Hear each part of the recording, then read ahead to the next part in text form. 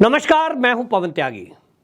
पश्चिम बंगाल की मुख्यमंत्री ममता बनर्जी ने मस्जिद के इमामों की तनख्वाह 3,000 रुपया कर दी है। जी हां, आप सही सुन रहे हैं कि वहां मस्जिद के इमामों को 3,000 रुपये प्रति माह देने का फैसला ममता बनर्जी ने किया और इसके बाद भारतीय जनता पार्टी ने उन पर विभाजनकारी इस तरह की नीति अपनाने का आरोप लगाया है। भारतीय जनता पार्टी के आईटी सेल के हेड अमित मालवीय ने यह कहा कि ममता बनर्जी जिस तरह का काम पश्चिम बंगाल में कर रही है, ये विघटनकारी है, ये विभाजनकारी है और तुष्टीकरण के कारण ममता बनर्जी इस तरह का काम कर रही हैं कि वो मौलवियों के वेतन में 500 रुपये की वृद्धि कर रही हैं। वहीं उन्होंने जब घेरा तो बाद में फिर इसमें यह भी खबर आ गई कि उन्होंने मंदिरों के पंडितों के लिए भी 1,500 रुपये देने का ये प्रावधान किया है। लेकिन सवाल ये उठ रहा है कि आखिरकार जब राज्य की स्थिति चरमरा रही है, जैसा कि अमित मालवीय बोल रहे हैं, वो कह रहे हैं कि यहां जो कर्मचारी हैं राज्य के, उनका डीए बढ़ाने के लिए उनके पास पैसे नहीं है।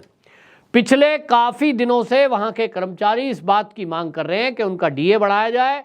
जनवरी के बाद से लगातार इस बात की मांग चल रही है कि जो डीए उनका होना चाहिए वो नहीं बढ़ा है। दीदी कहती हैं कि पैसे नहीं है हमारे पास इस तरह से देने के लिए। वो कहती है साहब केंद्र ने नहीं दिए। अब केंद्र कह रहा है कि हमने जिस मद में पैसे दिए हैं आप उस मद में खर्च नहीं कर रहे हैं, तो इसमें हमारा क्या दोष है। अब अमित मालवीय ने ये कह दिया कि देखिए ये जो कर रही हैं दीदी, ये खुलेआम सांप्रदायिक और विभाजनकारी है और इसमें मुअज्जिन के परिश्रमों को और जो इमामों के तनख्वाह को बढ़ाया गया है, यह दिखा रहा है कि इमामों की तनख्वाह देने का कारण है तुष्टीकरण। दीदी को लगता है कि हिंदू तो वोट दे ही देंगे, जो वामपंथी विचारधारा के लोग हैं वो वोट दे ही देंगे। अब मुस्लिम तुष्टीकरण करना है और इसके कारण से आप देखें कि पश्चिम बंगाल में बड़ी संख्या में बांग्लादेश से वहाँ घुसपैठ करके लोग आते हैं, फिर वहाँ आकर कुछ दिन बसते हैं। वहीं जो गिरोह एक्टिव है वो उनके पेपर तैयार कराते हैं और उसके बाद ये खबर है कि वो वहाँ से पूरे भारत में फैल जाते हैं। जब केंद्र सरकार यानी मोदी सरकार सीएए की बात लेकर आई, कानून बनाया, उसको लेकर सबसे पहले अगर किसी ने हल्ला किया तो वो ममता बनर्जी थी। उन्होंने कहा कि इस राज्य में एक भी ऐसे घुसपैठिए को जो बांग्लादेश से आया हुआ है उसको निकालने की बात की तो हम लागू ही नहीं करेंगे, हम नहीं ना यहां से किसी को निकालेंगे। और ये तक कह दिया था देखती हूं कौन इनको यहां से निकालता है, यानी केंद्र सरकार को सीधी चुनौती। और इसीलिए ममता बनर्जी आज घुसपैठियों की पहली पसंद बनी है, क्योंकि आप देखिए क्राइटेरिया क्या है। उनके कोई क्रॉस चेकिंग नहीं है, कोई उनका पीछे की चेन पता नहीं लगाई पा रही है कि भाई इनके पीछे कौन है। फर्जी आधार कार्ड बना दिया, फर्जी पैन कार्ड बन गया, उसके बाद वो मस्जिद में चले गए, मस्जिद में इमाम बन गए। इस तरह की सूचनाएं जब आ रही हों, ऐसे में आप उनको सरकार से यानी टैक्स पेयर का पैसा आप उन्हें पे कर रही हैं, इसकी जरूरत क्या है। अब जब सवाल उठे तो ठीक है जी, मंदिर के पंडित जी को भी देंगे हम। अब मंदिर के पंडितों को आप 1,500 रुपये दे रही हैं, तो इस पर अमित मालवीय सवाल उठा रहे हैं कि आपको यदि ये लग ही रहा है कि चलिए आपने मस्जिद के इमाम को दिया तो अब आप जो है पंडित को भी दे रही हैं, तो पंडित को भी 3,000 दो, तब तो माना जाए। तो अमित मालवीय ने सवाल उठाया और सवाल इसलिए लाजमी भी है कि सबसे ज़्यादा अगर आप देखेंगे वो तो गेट ही है, बांग्लादेश से बीच में नदी है, उस तरफ बांग्लादेश, इस तरफ पश्चिम बंगाल है, और इसलिए नदी पार करके लोग आते हैं। अब तो बीएसएफ को थोड़ा एक्टिव किया गया तो ये चीज़ें रुकी हैं, लेकिन अभी तक भी वो लगातार जारी था और उसमें टीएमसी के कार्यकर्ता खास तौर पर उनको फैसिलिटेट करते थे। और उसका कारण क्या था कि दीदी का जब भी इलेक्शन आएगा, चाहे विधानसभा हो चाहे लोकसभा, ये पूरा वोटर है। और आपको बता दें, ये भी जान के आपको ताज्जुब होगा कि मैंने कई लोगों को दिल्ली में और साहिबाबाद में देखा है, उनके पास जो घुसपैठिए आए हुए हैं बांग्लादेश के, उन सबके पास आधार कार्ड, पैन कार्ड, यहां तक कि वोटर कार्ड पश्चिम बंगाल के एड्रेस का है। कोई बताता है कि मैं मालदा से आया हूं, कोई बताता है कि मैं जो है हावड़ा से आया हूं, कोई मुर्शिदाबाद बताता है, यानी सबके सबने डेमोग्राफी को ऐसा चेंज किया है कि वहां कई तो लोकसभा की सीटें भी आज ऐसी हो गई हैं कि उन पर वो जो घुसपैठिए हैं वो तय करेंगे कि कौन यहां से सांसद बनेगा। और ये बहुत खतरनाक है। और वो रह रहे हैं पूरे भारत में कहीं भी। और आप देखेंगे जब चुनाव आएगा तो ये सब के सब वोट डालने के लिए पश्चिम बंगाल जाएंगे, दिल्ली से जाएंगे, साहिबाबाद से जाएंगे, गाजियाबाद से जाएंगे, जहां रह रहे होंगे। योगी बाबा जी ने तो अब यूपी से सब रवाना कर दिए हैं, पुलिस को सख्त आदेश है, जहां कोई दिखाई दे जाए पकड़ करके जेल में डाल देते हैं। बहुत दिनों पहले रहा करते थे, खोज खोज के सबको भगा दिया है। लेकिन दिल्ली में देखिए आप, दिल्ली में बहुत एरिया ऐसे हैं जहां ये रहते हैं, क्योंकि वहां सरकार उनका वेलकम करती है। भारत के बहुत सारे भाग में रह रहे हैं। वोट डालने के लिए ये पश्चिम बंगाल जाएंगे, क्योंकि इनको लगता है कि ममता बनर्जी की सरकार जब तक पश्चिम बंगाल में है तब तक उनका बॉर्डर बांग्लादेश से लगा हुआ है, उनका आना जाना वहां से लगातार जारी रहेगा, क्योंकि बीच में बिचौलिए हैं और बिचौलियों में गो तस्कर हैं, बाकी लोग हैं। उनमें भी टीएमसी के लोगों का पिछले दिनों नाम आया था। जिस तरह से टीएमसी के नेता जेल में पकड़े गए उसके बाद तो दीदी कहने लगी कि ये तो एजेंसियों का दुरुपयोग हो रहा है। लेकिन अब सवाल उठ रहा है बार बार इस बात को लेकर भी कि जिस तरह से ममता बनर्जी तुष्टीकरण की नीति चल रही है, ये देश के लिए खतरा है ही है।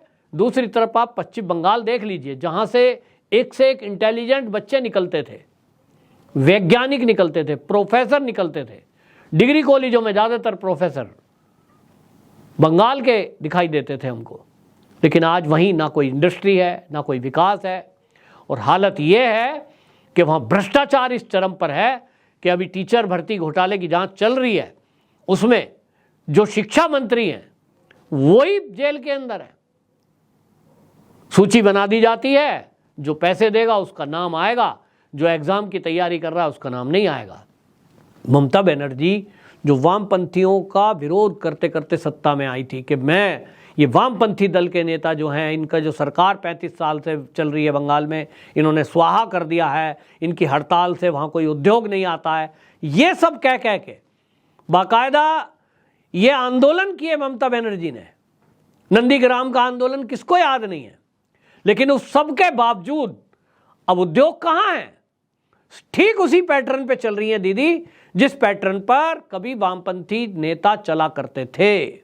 वही टोलाबाजी, वही कटमनी, वही देसी बम चलना, ये सब चल रहा है। और इसलिए सवाल उठते हैं, पूरे पश्चिम बंगाल की डेमोग्राफी चेंज हो गई है, जिसकी जो मर्जी आ रही है घुसपैठिया जहां हर सिस्टम में घुसता जा रहा है, सरकारी नौकरियों तक में चले गए हैं, ऐसा आरोप लगाती है भाजपा।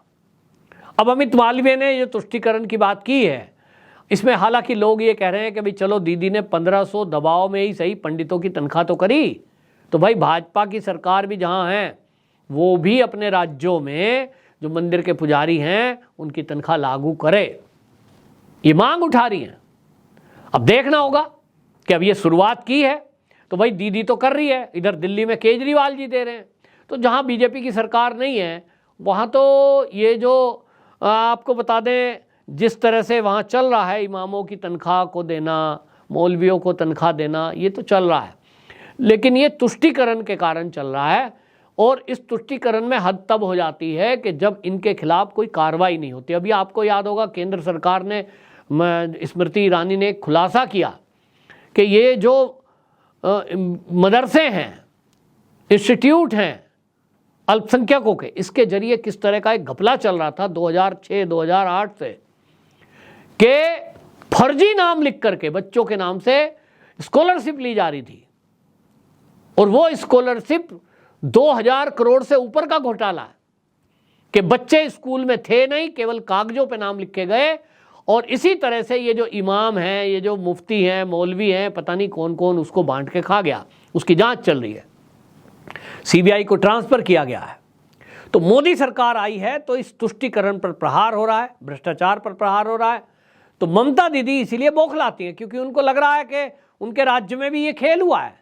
केरल से भी ये खबरें आई हैं कि जो बच्चे पढ़ते थे वो पढ़ते कम थे और एडमिशन केवल नाम के लिए हो गया, और 50% लगभग उसमें ऐसे नाम पाए गए जो नाम में बच्चे थे ही नहीं, मतलब नेताओं ने उस पैसे को खा लिया। अब उसमें अभी तक जो है जांच हुई है, जो केंद्र ने जांच कराई है, वो अभी तक 21 राज्य की जांच हुई है, जिसमें पश्चिम बंगाल भी एक है। ये पता लगेगा कि क्या उसमें भी कटमनी ली गई है, क्या उसमें भी टीएमसी के नेताओं का हाथ है, क्या वो पैसा दीदी तक पहुंचा है। ये सब एंगल से सीबीआई जांच कर रही है। और जब जांच होती है तो दीदी बौखला कर कहती हैं कि केंद्र में मोदी सरकार जो है वो तो एजेंसियों का दुरुपयोग कर रहे हैं। अब आप ही बताइए, जब इस तरह का भ्रष्टाचार सामने आया है कि स्कूल में पढ़ने वाले, मदरसों में पढ़ने वाले बच्चों के नाम पर स्कॉलरशिप ली जा रही है और उसमें बच्चे थे ही नहीं स्कूलों में, ऐसे 45% के करीब नामों का पता लगा है जिनके खाते स्वीज किए हैं कि वो नाम ही केवल था, रियल में ऐसे कोई बच्चे थे ही नहीं। कई तो इंस्टीट्यूट और मदरसे ऐसे मिले कि जिनका नाम मदरसा लिखा था वो थे ही नहीं। अब इस घोटाले पर प्रहार होना चाहिए कि नहीं, ये आप बताइए, आपकी क्या राय है। वंदे मातरम।